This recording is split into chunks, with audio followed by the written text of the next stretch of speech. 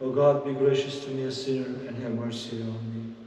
Blessed is our God, now and always, and forever and ever. Remembering our most holy, pure, blessed and glorious Lady, the Theotokos, and ever Virgin Mary with all the saints, let us commend ourselves and one another and our whole life to Christ our God. To you, Lord, for all glory, honor, and worship are you due, Father, Son, and Holy Spirit, now and forever, and to the ages of ages. Amen. Recently, I came across to this expression in Mother Teresa's book, Mother Teresa's Words by Mother Teresa. So she wrote those things. And she said, one time somebody told me that I would never touch a leper even for $1 million. If somebody gave me $1 million, I would not touch a leper, a person with leprosy. Mother Teresa, surprisingly, said, I wouldn't touch a leper for $2 million, but I touch them every day for the love of God. So what does that make us when we have the love of God in us? When we have the love of God in us, it reveals towards others. We cannot proclaim that we have love in our hearts if we cannot express towards others. So we are to every day express our love towards others. The newest iPhone update comes with this little app. It's called journaling. I clicked on it and it said, you can put in your thoughts every day into this app. And then it gave you some suggestions. One of them was, fill in beneath here, what have you done recently for your friends and for your family? It was last night. I looked at it. I said, I have neglected my friends and my family for the longest time. I couldn't remember anything specific that I had done to make my family happy and my friends happy. If I can't do that, what love are we talking about? What lepers are we talking about? What homeless are we talking about if I cannot remember immediately what have I done for my friends and my family to make them happy recently? Not 10 years ago. I did one thing and I put in a diary that I have done one thing, right? That's not what we're talking about. So why did Mother Teresa touch lepers every day? Because that's who she was. That's naturally what came out of her heart. She could not neglect anyone. Often there would be no room in her hospital, but she would take another person because she couldn't leave that person out in the cold or in the heat, or even worse, in the dumpster. Why would someone go into the garbage dump and look for people there? Why would someone take somebody out of the garbage and take them and clean them? Why would somebody do that? The other day I came to church and there was a homeless person sleeping outside of our church here. I spoke with him. I told him that there's something happening and he's laying down in front of the doors. He got up and started moving. He left. But as he got up, there was such a strong odor of smell of a person who had probably taken no showers for years. My first reaction as a human being was, oh, this person, and then I realized that person is a homeless person. He doesn't have a shower. Well, what could I do for him? He started living with very much respect. Father, I will not bother you. He immediately recognized that was the priest. I'll just get out of here. And he left. So that is what I'm talking about as what would we do? Why would we go into the dump and find somebody in the garbage and help them, clean them? Somebody had come to me, to the door here, and I didn't know what to do. So these are the things that our faith teaches us to do. To cultivate love in our hearts, that it is not, let me think, who is this person, why is he sleeping here, how bad does he smell, how dirty his clothes are, how hungry he is, let me examine all these things. If I give him $5, is he going to buy cigarettes or he's going to buy food? No, that is logic, that is not love. Love is what Mother Teresa said, I touch lepers every day for the love of God, and I would not touch them if somebody gave me $2 million. $2 million is a logic. It's a benefit to me, and for that I do something in return. The love of God is an expression that immediately comes out of your heart as a natural reaction to the situation. So how do we cultivate love in our hearts? Recently I received a letter from one of the neighbors of our parishioners. What do you think they said? This person is a bad person. Can you tell them to behave better? They are making noise all night, partying. Is that what you think they said? No. There was a $5,000 check in the envelope and a long letter saying, this person was my neighbor for many years. And neighbors like that you do not find very easily. I have enjoyed entire my life living next to Nikki.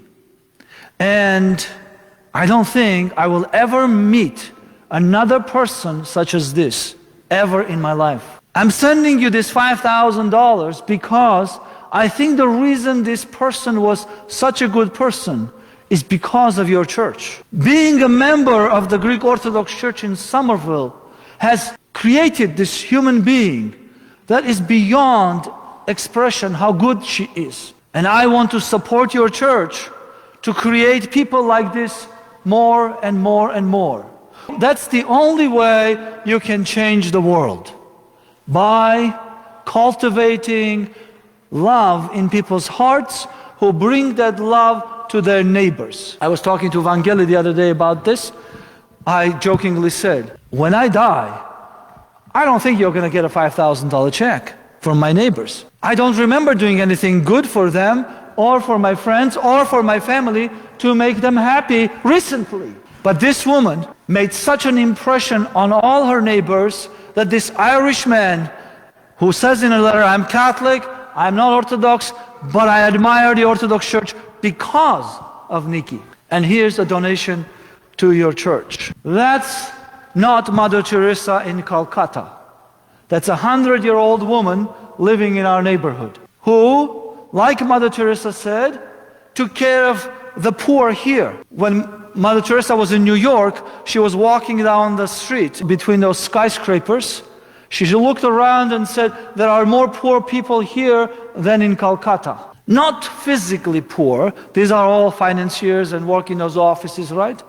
But they are lonely, they are alone, they have nobody. You don't see anybody walking in groups and talking to each other and having fun. Everybody's rushing through those streets to get into their offices, going into their cubicles, closing the door or staring at a computer all day long, and then going home. The home is a place to sleep. It's not a socializing place. And they are alone. They are having attention deficit. They have nobody to pay attention to them. This woman, our parishioner, was capable in small ways to pay attention to her neighbors. So much attention that at the end of her life, they reflected on this and said, what a gift we had for 100 years in our neighborhood. And that gift comes to our neighborhood from this church. I have to tell you that the churches are the last strongholds to create good people. The world is crazy. When I read the news, I cringe. Our people in America have lost their minds. It is the only place that remains still is the church that creates good people. How does the church create good people? Today, our Lord and Savior Jesus Christ came into Galilee, and we read the prophecy. Galilee, where people are sitting in the darkness, in the shadow of death. When I look at the world today, I see darkness and I see the shadow of death everywhere. From Ukraine to Middle East to the Red Sea to Israel to the political parties in Washington, D.C., stabbing each other, kicking each other's guts, presidential candidates going around and bad-mouthing the other person, saying, if you hurt me, I'm going to take everybody down. If you ever do something, this and that, it's tit for tat. We're going to revenge you. Yesterday I was watching a movie. It said, revenge is a vicious circle. The only way to stop revenge is by forgiveness. Forgiveness is not practiced in this country anymore. Only revenge is practiced. This is the stronghold where today we heard, repent, because the kingdom of God is at hand. What does that mean?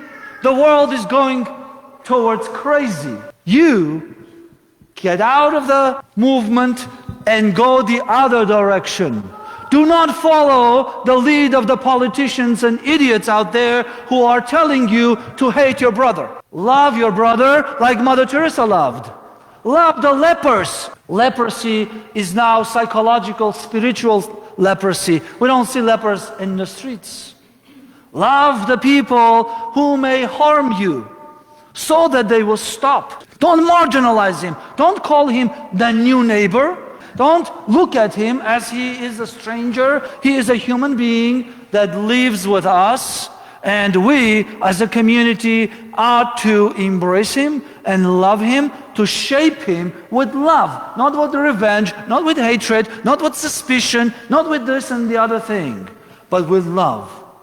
That is how Mother Teresa took the people out of the garbage and cleansed them. First with her love, first with her forgiveness, with her kindness, but also with physical things. When they asked people who were saved by her, what did she give you?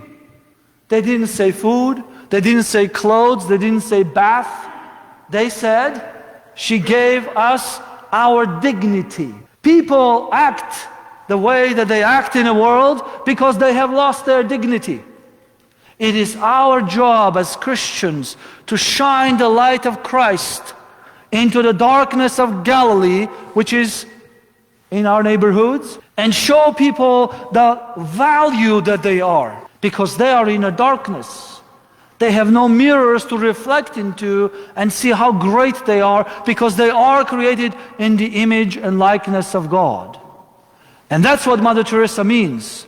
For the sake of love of God, for love of God, I will touch millions of lepers, because when I look at them under the light of Christ, I see the icon of Christ in every leper I save. I feel like I'm saving Christ out of the dumpster. I take Christ out of the dumpster every single day. When we bless water here, we are so careful that it doesn't go into the sewage.